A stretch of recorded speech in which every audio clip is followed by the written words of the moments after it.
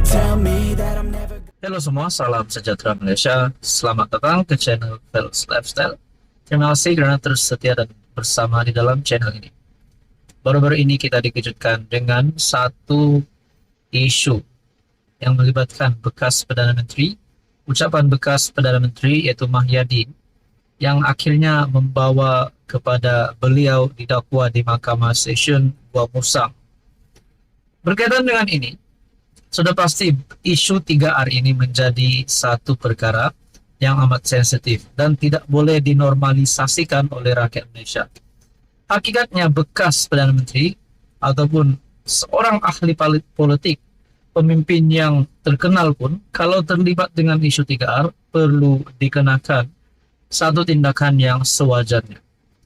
Nah, berkaitan dengan ini, akhirnya pemimpin bersatu pula dalam satu kenyataan mendakwa Zahid tipu dan kelirukan Agong. Ini satu lagi berita yang pasti menggemparkan. Artikel daripada Malaysia Kini bertarikh 27 Ogos.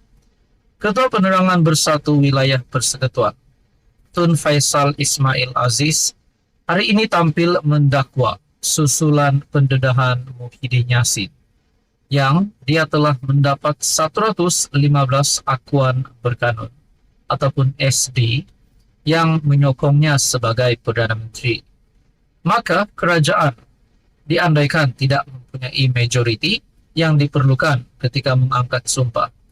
Berkaitan dengan ini, Anwar Ibrahim pun sudah membuat kenyataan. Muhyiddin Yassin memang tidak mempunyai sokongan yang cukup pada ketika itu. Kalau Muhyiddin Yassin memang mempunyai sokongan yang cukup, kenapa bukan beliau yang mengangkat sumpah? Itu kita kena fikir. Justru kata bekas pemimpin UMNO Putrajaya itu, Perdana Menteri Anwar Ibrahim dan timbalannya Ahmad Zahid perlu menjawab tuduhan-tuduhan berkenaan. Zahid didakwa telah menipu dan mengelirukan yang di Pertuan Agong dengan mendakwa beliau mempunyai semua 30 SD dan sokongan penuh daripada 30 ahli parlimen BN untuk menamakan Anwar sebagai Perdana Menteri yang boleh dianggap sebagai satu kesalahan serius. Berdasarkan dakwaan serius ini, Zahid harus menghadapi tindakan undang-undang dan Anwar perlu menunjukkan bukti bahwa beliau mempunyai sokongan yang mencukupi pada 21 dan 23 November 2022 sebelum mengangkat sumpah sebagai Perdana Menteri. Saudara-saudara, aku nak sentuhlah dan aku nak komen sedikit. Kalau memang benar Anwar Ibrahim dan Zahid menipu dalam perkara ini, kenapa Anwar yang jadi Perdana Menteri dan kenapa Zahid yang jadi timbalan Perdana Menteri hari ini? Adakah ini satu pembawaan bahwa kerajaan hari ini adalah tidak sah? Tidak boleh juga kita cakap begitu, karena Anwar Ibrahim sudah mengangkat sumpah sebagai Perdana Menteri. Adakah ini satu lagi tindakan daripada kepimpinan pembangkang coba untuk menjatuhkan Anwar dengan cara membuat kenyataan mendakwa Zahid tipu dan kelirukan Agong? Berkaitan dengan ini, apa komen Anda? Sekian saja, sekalian bersama di dalam channel ini.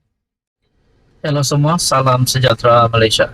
Tuan dan puan-puan yang amat dihormati, seperti yang kita sudah tahu dan sedia maklum bahwa bertarikh 27 Ogos, Muhyiddin sah dihadapkan ke mahkamah, di mana Muhyiddin Yassin, bekas Perdana Menteri, dihadapkan ke Mahkamah Session Gua Musang atas isu mempertikaikan kewibawaan yang di Pertuan Agong. Saudara-saudara yang amat dihormati, ini pasti satu berita duka cita untuk PN, untuk Muhyiddin dan penyokong Perikatan Nasional Bersatu. Apa yang akan terjadi kepada Muhyiddin selepas ini? Sedangkan sebelum ini ada gesaan bahwa gelaran Tan Sri Muhyiddin Yassin perlu ditarik balik. Mungkin ada juga menggesa Muhyiddin Yassin letak jawatan sebagai Presiden Bersatu, sebagai pengurus CPN. Muhyiddin minta dibicara atas tuduhan menghasut. Pengerusi Perikatan Nasional Muhyiddin Yassin minta dibicarakan atas pertuduhan menghasut. Dia mengaku tidak bersalah selepas pertuduhan dibacakan kepadanya di Mahkamah Session Gua Musang di hadapan Hakim Nik Muhammad Tarmizi, Nik Muhammad Syukri. Pertuduhan yang didakwa mengikut Section 4 dalam kurungan 1 Akta Hasutan kerana melakukan hasutan adalah atas ucapannya di Felda Perasu pada 14 Ogos. Berkaitan dengan ini, tuan-tuan dan bapak yang amat dihormati, rupanya ada gesaan kepada Muhyiddin. Ahli Majlis Kerja Tertinggi UMNO Muhammad Fuad Zarkashi, Muhyiddin patut contohi Najib letak jawatan sebelum dihukum bersalah. Adakah dengan ini Muhyiddin Yassin sebenarnya dah jadi Najib yang kedua? Itu menjadi persoalannya. UMNO Muhammad Fuad Zarkashi menyarankan Muhyiddin letak jawatan sebagai Presiden Bersatu dan pengurus CPN. Katanya, bekas Perdana Menteri itu yang didakwa di Mahkamah Session atas tuduhan mengeluarkan perkataan menghasut di Felda Perasu di Gua Musang pada 14 Ogos lalu tidak wajar, menjadikan alasan dia belum dihukum bersalah untuk tidak berundur.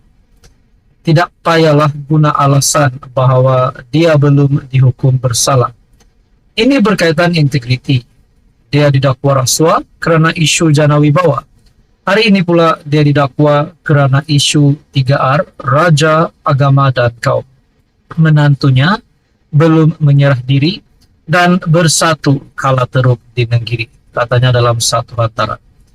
Ini adalah serangan yang diterima oleh Muhyiddin Yassin. Serangan demi serangan diterima oleh Muhyiddin Yassin. Selain daripada gesaan gelaran Tan Sri Muhyiddin ditarik, selain daripada jawatannya digugurkan sebagai pengurus CPN dan Presiden Bersatu, Fuad Zarkashi pula membuat kenyataan berkaitan dengan menantunya, berkaitan dengan kes rasuah jana wibawa yang melibatkan Muhyiddin Yassin, di mana Muhyiddin Yassin juga didakwa kerana isu jana wibawa. Dan yang terkini pula berkaitan dengan isu 3R, di mana perkara ini amat sensitif. Dalam pada itu, Fuad Zarkashi berkata, Muhyiddin sepatutnya mencontohi bekas Presiden UMNO, Najib Razak, yang kini meringkuk di penjara Kajang. Najib, dia letak jawatan bila BN kalah pada PRU ke-14. Ketika itu, dia belum didakwa. Tetapi kenapa dengan baggage yang berat masih mahu kekal jawatan? Pas pula bisu kerana masih keliru siapa Dajjal sendirinya. Sebelum ini, di label teruk daripada Dajjal, Presiden UMNO Ahmad Zahid berkata, pada hakikatnya yang bersifat Dajjal ialah PAS sendiri.